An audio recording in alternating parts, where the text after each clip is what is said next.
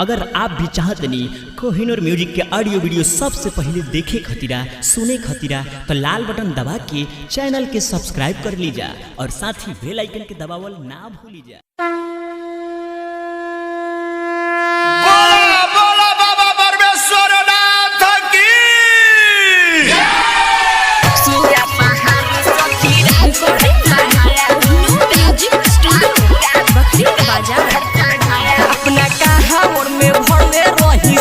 गंगा पानी सखी बरसे लागल ऊपर से रिमा झिमा पानी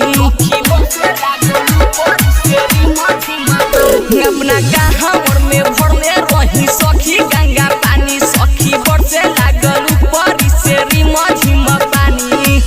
बेलवा खाटे से जल जब उठाया है, बेलवा खाटे से जल जब उठाया है, रात भर सुतल न हमके सुताया है। सुइया बाहर सखी रात भर चढ़ाया है, रात भर सुतल न हमके सुताया है। सुइया बाहर सखी रात भर चढ़ाया है, सुइया बाहर सखी रात भर चढ़ाया है,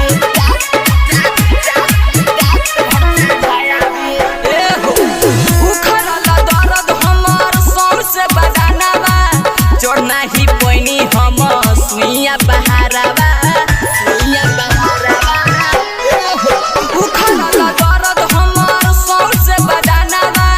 चढ़ना ही पैनी हम सुइया बहारवा।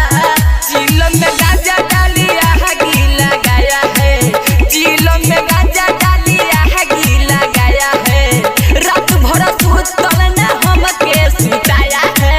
सुइया बहार सखी रात भर चढ़ाया है, रात भर सुतल न हमके सुताया है।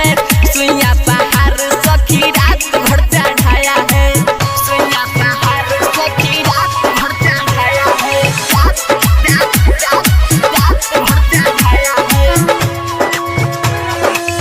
पिए लगा के रोजे पढ़े नहीं करार हो, केहू के मिले नहीं ऐसन भतार हो, केहू के मिले नहीं ऐसन भतार हो। पिए लगा के रोजे पढ़े नहीं करार हो, केहू के मिले नहीं ऐसन भतार हो। गाजा बना कर राइटर कुसुम को पिलाया है, गाजा बना कर राइटर कुसुम को पिलाया है, रात भर सुतल न हमके सुताया है। सुइया बाहर सखी रात भर चढ़ाया है, रात भर सुतल न हमके सुताया है। सुइया बाहर सखी रात भर चढ़ाया है। Recording by Kohinoor music studio Bakhri बाजार।